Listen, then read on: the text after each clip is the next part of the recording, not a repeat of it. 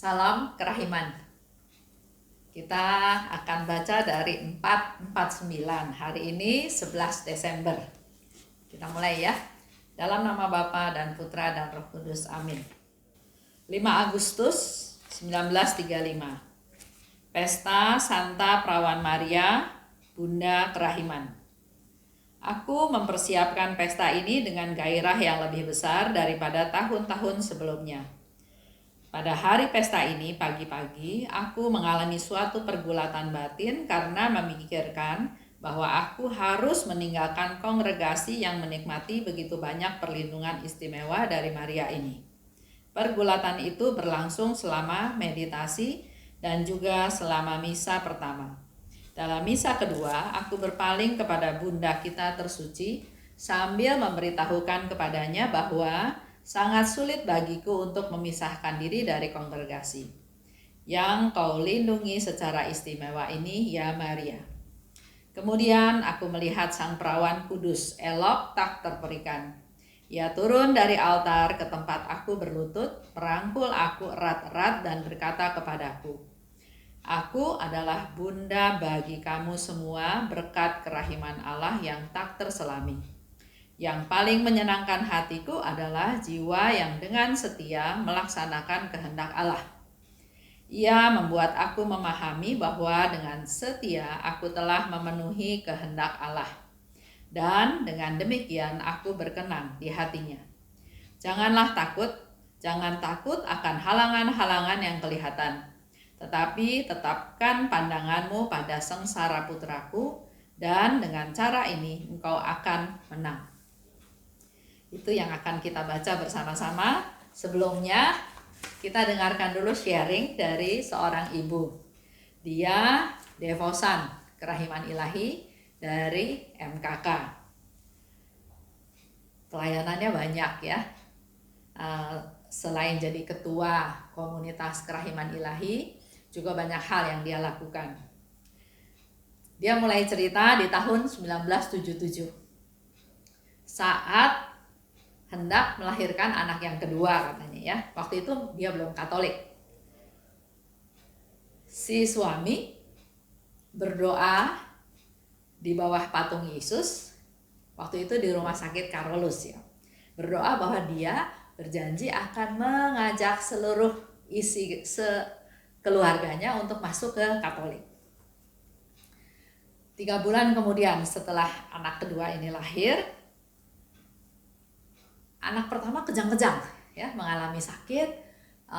Akhirnya sama dia dibawa ke dokter. Dan waktu itu memang dia belum Katolik kan, tapi dia tahu dia mau berdoa untuk keselamatannya, untuk kesembuhan anak pertama. Tapi karena dia belum bisa doa rosario, belum hafal, jadi dia bilang sama Yesus, "Boleh nggak saya doanya sambil baca?" Waktu itu kamarnya tuh lagi remang-remang. Waktu dia berdoa seperti itu, dia merasakan ada cahaya terang ya, kamarnya terang. Pada waktu dia buka mata, dia lihat sekeliling, kamarnya masih samar-samar, masih gelap. Kemudian dia berdoa lagi sama ya, bahwa dia mau doa rosario, tapi dia belum hafal, jadi dia mau doa sambil baca buku. Di situ pun dia mengalami satu terang, sesuatu yang dia rasakan terang. Bahkan di situ dia bilang dia melihat kepalanya Yesus yang dimahkotai duri menoleh kepada dia dan tersenyum. Jadi ibu ini tanya balik ke Yesus, "Boleh nggak saya doa rosario sambil baca buku?" Dan dia menjawab sendiri pertanyaannya, "Boleh ya saya baca untuk doa rosario tersebut." Maka dia berdoa rosario sambil membaca buku tersebut. Nah, itu pengalaman dia ya. Pengalamannya yang lain, dia seperti melihat satu penglihatan. Dia melihat ada ular, dan penglihatan itu dia lihat sampai 3 kali. Dia tanya sama temennya, "Apa itu artinya?" Ada yang menjelaskan kepada dia ya, bahwa kamu mungkin ada nazar yang belum kamu selesaikan. Jadi dia ngobrol sama suaminya. Nah, suaminya ingat bahwa dia memang pernah bernasar, dia akan mengajak seluruh anggota keluarganya untuk menjadi Katolik. Oleh sebab itu masuk katekumen 1 tahun. Setelah itu dia ikut SHBDR, ikut KEP, ikut KPKS, bahkan kalau ada persekutuan doa, PDKK dia ikut rutin ya. Sampai suatu hari, yaitu pada tanggal 15 Maret 1993. Dia dapat satu gambaran, seperti dia lagi nonton film, dia melihat anak keduanya itu kecelakaan motor. Dia melihat penglihatan itu, dia juga heran kenapa dia bisa punya gambaran seperti itu. Tapi nggak lama kemudian ada security datang membawa STNK memang motor atas nama suaminya dan memberitahu bahwa anaknya kecelakaan. Jadi dia sering mengalami hal tersebut. Pernah bicara juga dengan salah satu pewarta ya. Nah, pewarta itu katakan bahwa ibu punya karunia penglihatan. Di situ dia mendapatkan rahmat tersebut, dia juga semakin hati-hati, dan kalau ada penglihatan itu dia berdoa. Jadi dia melayani, dia melakukan kepedulian kepada orang sekitarnya, sesama, khususnya untuk yang orang-orang yang mengalami masalah di mana dia bisa melihat dari penglihatan dia ya. Semua itu dia syukuri, tapi sekaligus dia juga belajar dari Bunda Maria. Dia terus belajar dari Bunda Maria, dia mau menderita buat orang lain, yang penting orang lain dihibur, dikuatkan, di warning, dikasih tahu lebih dahulu. Juga dengan karunia itu enggak selalu hidup enak ya. Dia mengalami penolakan dari temannya, juga dituduh hal-hal yang nggak masuk akal.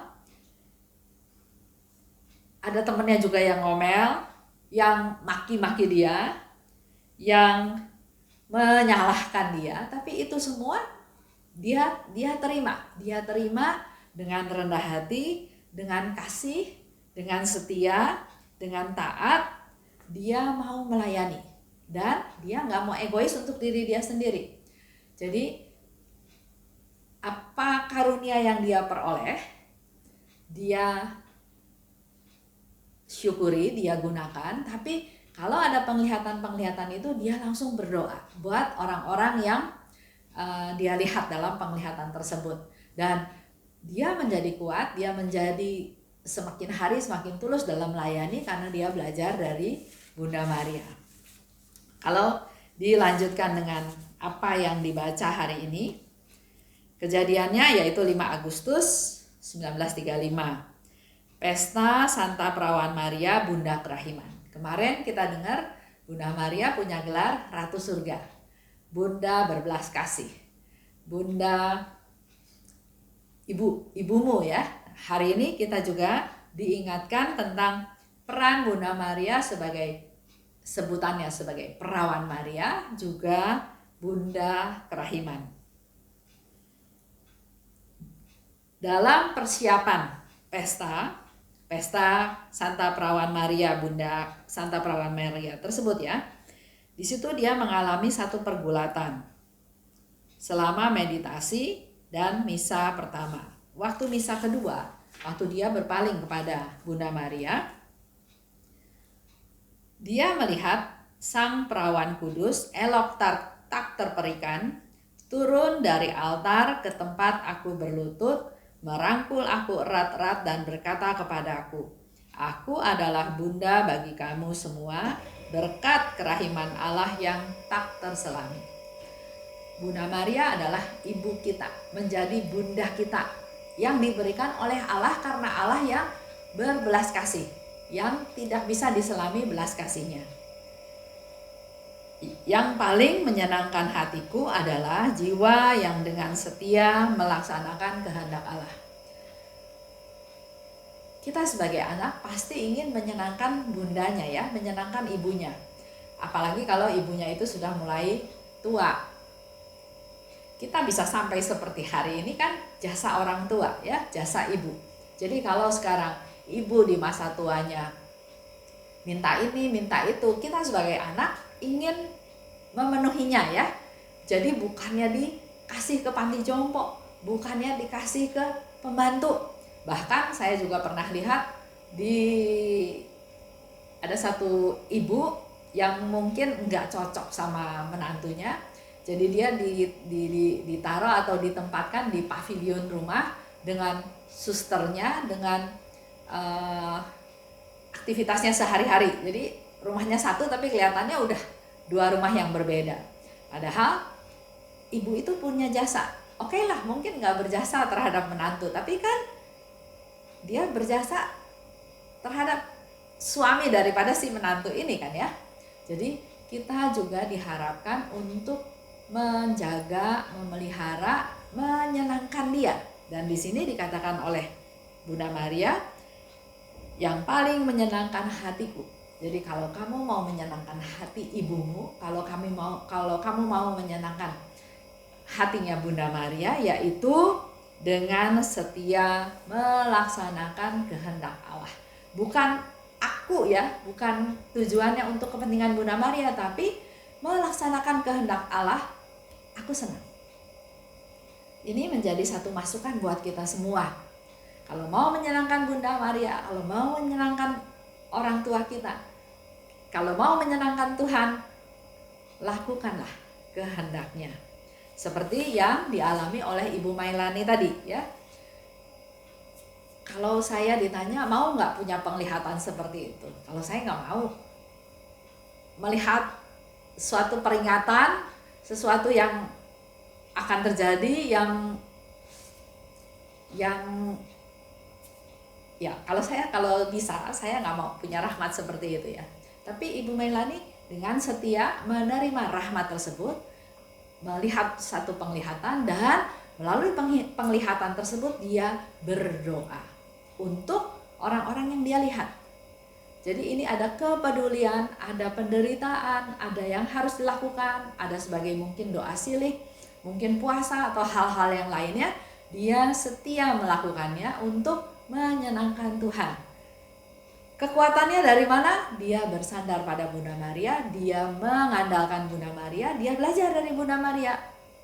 Rendah hati, diam, hening, tidak banyak ngomong, tapi dia lakukan untuk senangkan Tuhan. Itu aja untuk hari ini. Kita tutup ya. Dalam nama Bapa dan Putra dan Roh Kudus. Amin. Allah Bapa yang Maha Baik, terima kasih atas rahmat-Mu yang Kau berikan kepada kami, khususnya kepada Ibu Mailani. Kami mohon kasih-Mu Tuhan, turunkanlah untuk Ibu Mailani sekeluarga, untuk suaminya, untuk anak, mantu, untuk cucunya. Biarlah selalu ada dalam perlindungan Tuhan. Dan terlebih lagi, biarlah Bunda Maria terus menjadi teladan dia, menguatkan dia, membimbing dia, agar semakin hari semakin boleh dipakai Tuhan untuk menjadi alatnya Tuhan.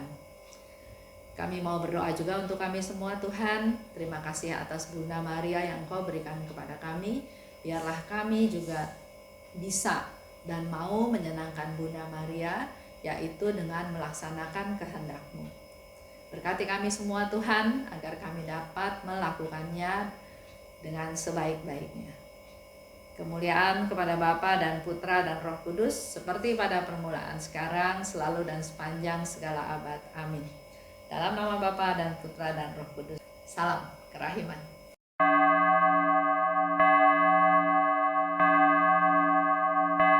Hatiku dipenuhi sukacita